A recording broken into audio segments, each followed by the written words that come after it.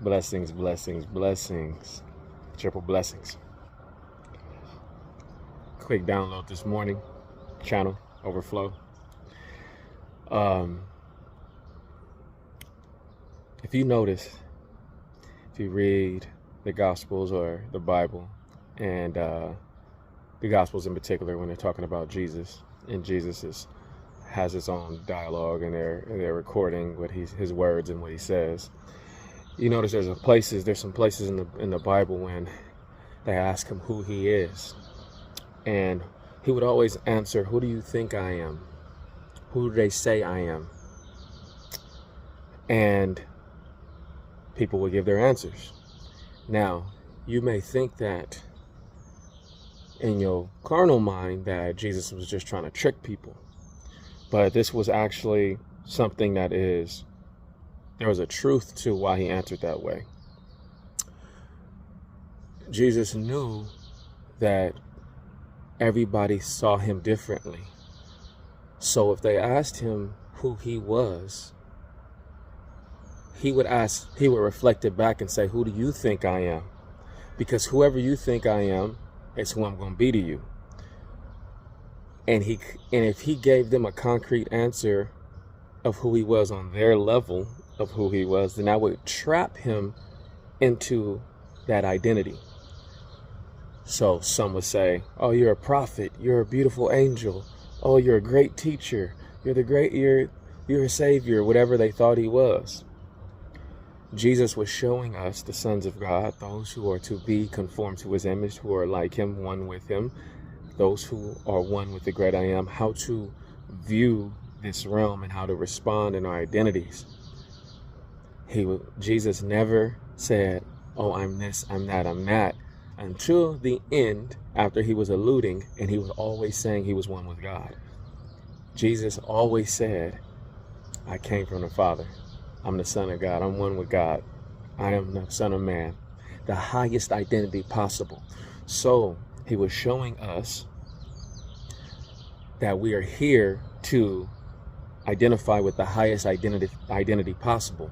Because if we become an identity lower than that, or if he would identify with just being a prophet or a teacher or an angel, now he's limiting his maximum consciousness level, because now he's capping himself at an operation and a vibration and a spirit level that is capped within what that title means to other people.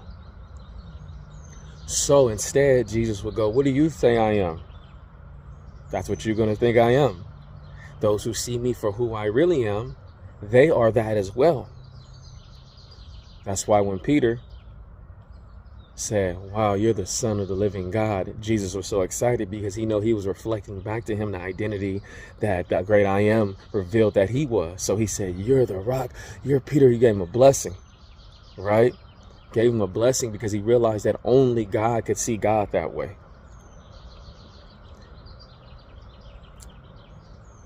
Remember, Jesus never identified lower, so we don't identify lower than what we actually are. Unified with the great I am. Christ consciousness. One with God in our true self. This will push us and pull us unto the manifestation of what we actually are in this place and the next. Let that sink in. Second, this parallels what I was talking about with Jesus. When people say, "Just let go of things." Now, we were talking about identities and Jesus identifying. Now let's talk about practicality of walking into place. When people say, "Just let go of that," right? Just let it go. Let go of things. Sounds easier than it's actually done, right? It's easier said than done. People go, "Oh yeah, just let go." But you can't just let go of things, because to be able to just let go of things, you have to see them for what they actually are. So if something happens to you, or you do something that you thought was wrong, something wrong with you, or this happened, it was trauma, or you forgot this, or you looking at something a certain way, or this happened, people say, "Just let it go, just let it go." But you can't just let it go at that level, because at that level you see it wrongly. You see it as a human, and a human consciousness. So you're like, you see it in duality. You like, this was wrong, that was right, that has to be fixed. I need to have justice on that, or I need to let that go, or I need to fix that, or that messed up my life, or that can't change this now. This changes forever. Like, you're looking at it like a human. You're trapping yourself in the identity that comes with an appearance here. But what you have to do is transcend. Some of my brothers say alchemize. I say transcend. You have to transcend the experience, transcend the meaning. So what happens is you only can let go when you see something for what it truly is. And you only can see it for what it truly is if you see the truth of everything. You have to come out the atmosphere and know that, and see it for what it is, that everything is working to show you who you are. So then you cannot hold things in any kind of anger, bitterness, resentment, anything like that. You can't hold it. And you cannot hold on to anything without showing it love or seeing it for what it is. And so therefore you're overflowed with a gratitude and a peace and a love that starts to come. That's the fruit of the Spirit, because you see correctly. You do not muscle or will yourself to have the fruit of the Spirit, or to not be angry or bitter, have revenge or hate. You can't will that, because at that level, everything is the same at that level. You have to go at higher levels. You have to transcend into a certain level of consciousness. Christ consciousness, oneness with God.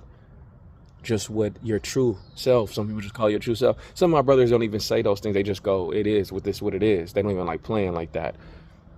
I use the words to point Christ consciousness, because then you'll see at those levels what everything really is.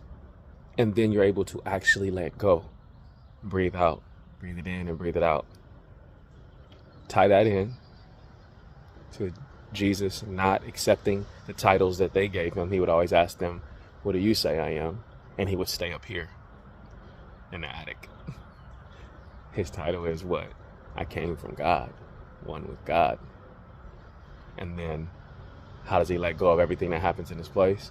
Father, forgive them, for they know not what they do, even when they're killing him, because he stays up here in the attic, because he sees rightly. He sees with right eyes. Eyes are full of light. So his whole body's full of light. He's like, this is only going to propel me higher. This is only showing me who I am more, or manifesting who I know I am. So then he's full of light. The fruit of the Spirit. See right. You have to see correctly.